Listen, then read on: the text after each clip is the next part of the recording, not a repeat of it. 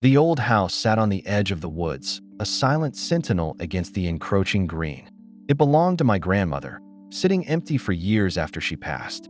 I decided to move in after college, seeking quiet and space away from the city.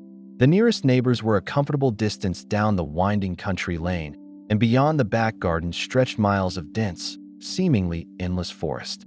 I liked the isolation at first. It felt like a fresh start, a place where the worries of the world couldn't easily reach. The first few weeks were idyllic. I spent my days unpacking, exploring the dusty rooms, and sitting on the back porch, listening to the sounds of the woods. Cicadas hummed, birds chirped, and the wind rustled through the leaves. It was peaceful, but as dusk began to fall earlier with the turning season, the woods took on a different character. The friendly green canopy became a wall of black, holding secrets in its depths. The sound started subtly. At night, lying in bed, I'd hear faint rustling from the direction of the woods. Initially, I dismissed it: deer, raccoons, just the usual forest inhabitants settling in for the night. But then came the footsteps. Not the heavy, clumsy tread of a large animal, but something lighter, more deliberate. Twigs snapping, leaves crunching, sounds that seemed to hug the perimeter of the garden, just beyond the reach of the back porch light. It felt like someone was walking a slow circuit around the house. This went on for several nights. My initial dismissal turned into a low thrum of unease. I started locking the back door properly, double-checking the windows before bed. I bought some brighter outdoor lights with motion sensors, hoping they'd deter whatever was out there, or at least give me a clear look. But the footsteps continued, sometimes triggering the lights for just a second before fading back into the darkness. I never saw a clear shape, only fleeting shadows that could have been anything. The feeling of being watched intensified. It wasn't just sounds anymore. It was a prickling sensation on the back of my neck, a sense that eyes were on the house, perhaps even on me, through the darkened windows. Sleep became fitful, filled with unsettling dreams I couldn't quite recall upon waking, but which left a residue of anxiety. Needing to clear my head, and perhaps convince myself that my imagination was simply running wild, I decided to spend an afternoon hiking in the woods. I took one of the old game trails my grandmother had shown me years ago, a winding path that led deeper into the trees. The sunlight filtered down in dappled patterns, and the air was cool and earthy. I walked for over an hour, the sounds of the forest replacing my anxious thoughts. But eventually, a familiar unease began to creep back in.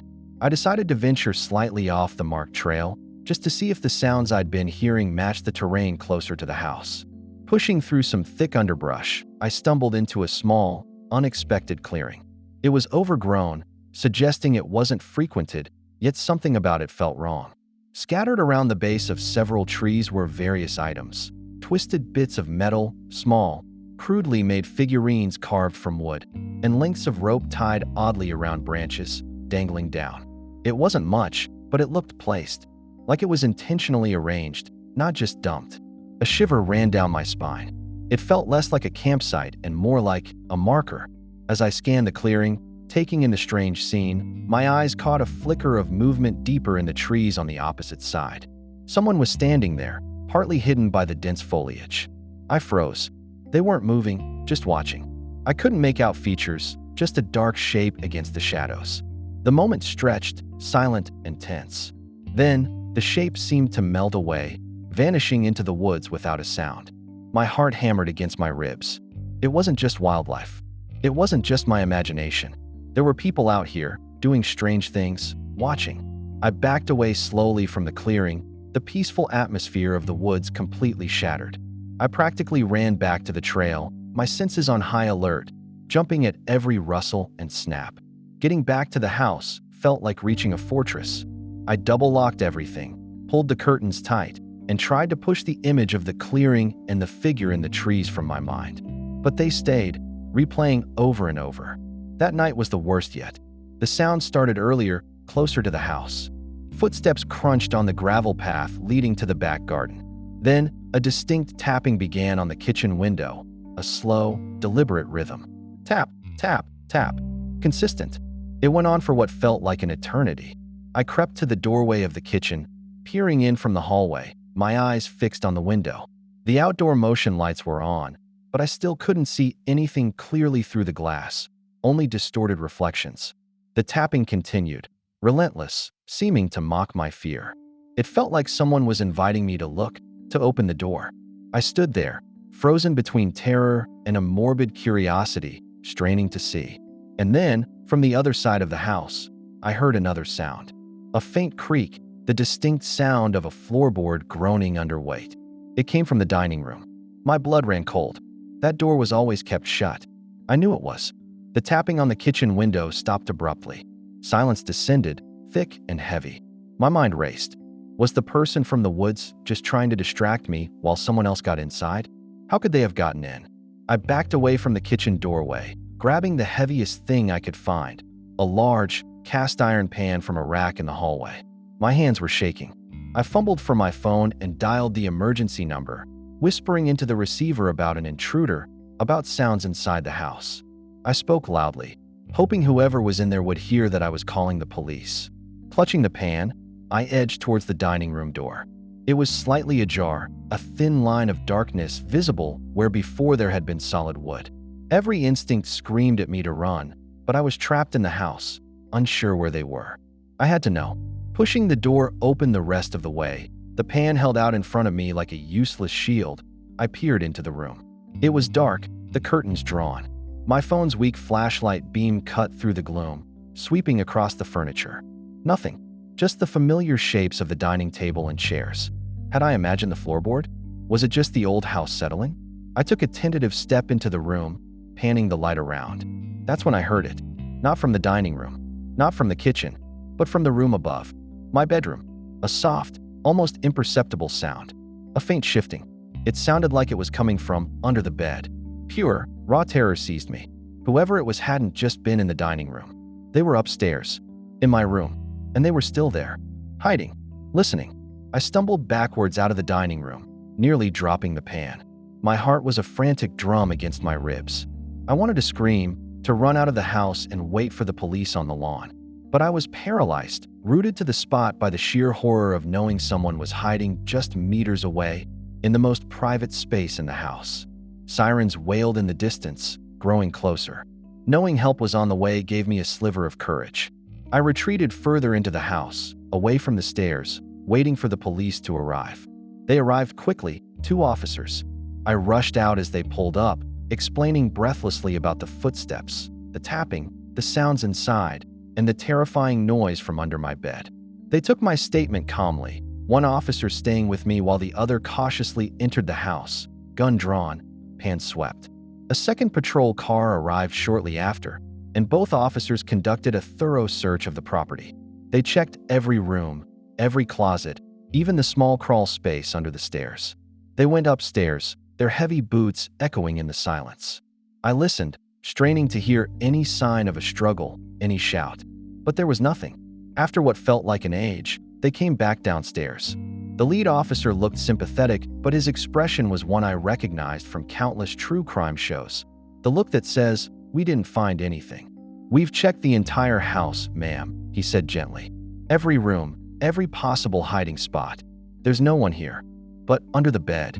I stammered, my voice trembling. "I heard something. I know I did." "Old houses settle," the other officer offered. "Could be the heating turning on, pipes settling." "No, it wasn't that," I insisted. "It was a shifting sound, like someone was there." They exchanged a look.